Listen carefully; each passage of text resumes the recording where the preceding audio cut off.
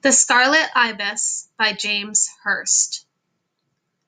Summer was dead, but autumn had not yet been born when the ibis came to the bleeding tree. It's strange that all this is so clear to me now, that time has had its way. But sometimes, like right now, I sit in the cool green parlor and I remember Doodle. Doodle was about the craziest brother a boy ever had. Doodle was born when I was 7 and was, from the start, a disappointment. He seemed all head with a tiny body that was red and shriveled like an old man's. Everybody thought he was going to die. Daddy had a carpenter build a little coffin, and when he was 3 months old, Mama and Daddy named him William Armstrong. Such a name sounds good only on a tombstone.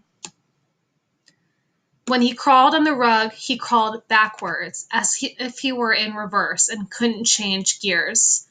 This made him look like a doodle bug, so I began to call him Doodle. Renaming my brother was probably the kindest thing I ever did for him, because nobody expects much from someone called Doodle.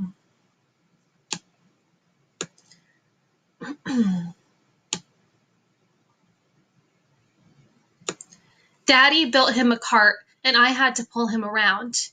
If I so much as picked up my hat, he'd start crying to go with me, and Mama would call from wherever she was, "Take Doodle with you." So I dragged him across the cotton fields to share the beauty of Old Woman Swamp. I lifted him out and sat him down in the soft grass. He began to cry. "What's the matter?" "It's so pretty, brother, so pretty." After that, Doodle and I often went down to Old Woman Swamp. There is inside of me, and with sadness I have seen it in others, a knot of cruelty born by the stream of love. And at times I was mean to Doodle. One time I showed him a casket, telling him how we all believed he would die.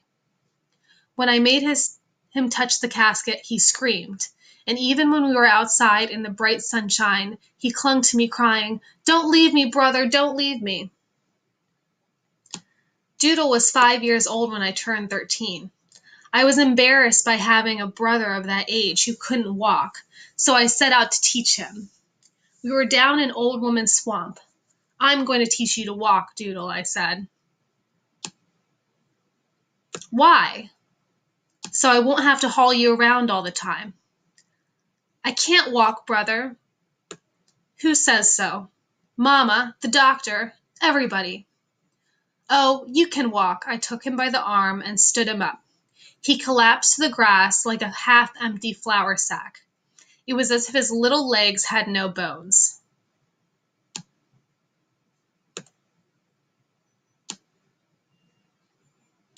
"Don't hurt me, brother." "Shut up. I'm not going to hurt you. I'm going to teach you to walk." I heaved him up again and he collapsed. "I just can't do it." "Oh, yes, you can, Doodle. All you got to do is try. Now come on." And I hauled him up once more. It seems so hopeless that it's a miracle I didn't give up. But all of us must have something to be proud of, and Doodle had become my something. Finally, one day he stood alone for a few seconds. When he fell, I grabbed him in my arms and hugged him, our laughter ringing throughout the swamp like a bell. Now we knew it could be done.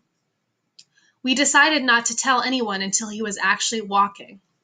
At breakfast on our chosen day, I brought Doodle to the door in the cart. I helped Doodle up, and when he was standing alone, I let them look. There wasn't a sound as Doodle walked slowly across the room and sat down at the table. Then Mama began to cry and ran over to him, hugging him and kissing him. Daddy hugged him too, and Doodle told them it was I who had taught him how to walk, so they wanted to hug me, and I began to cry. "What are you crying for?" asked Daddy, but I couldn't answer.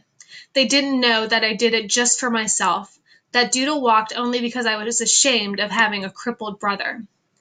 Within a few months, Doodle had learned to walk well. Since I succeeded in teaching Doodle to walk, I began to believe in my own infallibility. I decided to teach him to run, to row, to swim, to climb trees, and to fight. Now he too believed in me, so we set a deadline when Doodle could start school. But Doodle couldn't keep up with the plan. Once he collapsed to the ground and began to cry. "Aw, come on, Doodle, you can do it. Do you want to be different from everybody else when you start school?" "Does that make any difference?" "It certainly does. Now come on." And so we came to those days when summer was dead, but autumn had not yet been born. It was Saturday noon, just a few days before the start of school. Daddy, Mama, Doodle, and I were seated at the dining room table having lunch. Suddenly, from out in the yard came a strange croaking noise. Doodle stopped eating. "What's that?"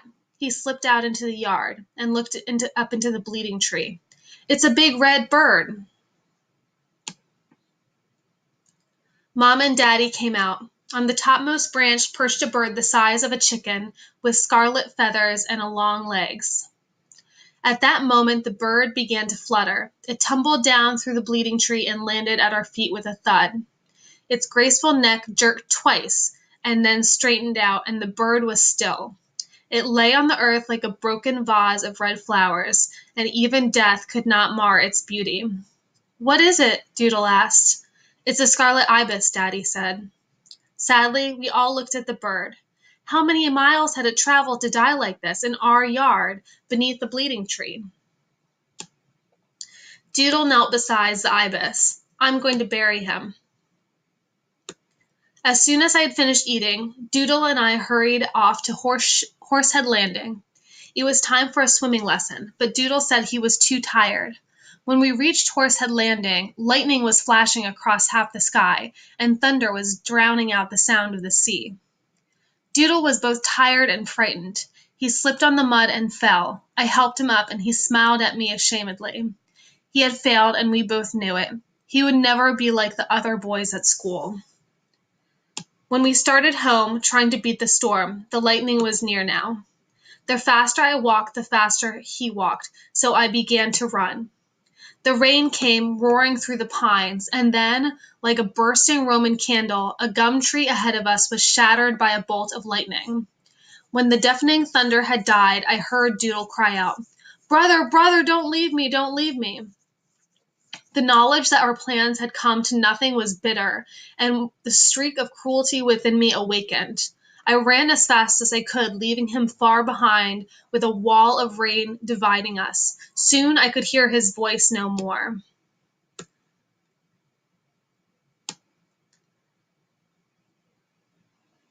I stopped and waited for Doodle. The sound of the rain was everywhere, but the wind had died, and it fell straight down like ropes hanging from the sky. I peered through the downpour, but no one came. Finally, I went back and found him huddled beneath a red nightshade bush beside the road. He was sitting on the ground, his face buried in his arms, which were resting up on drawn-up knees. "Let's go, Doodle."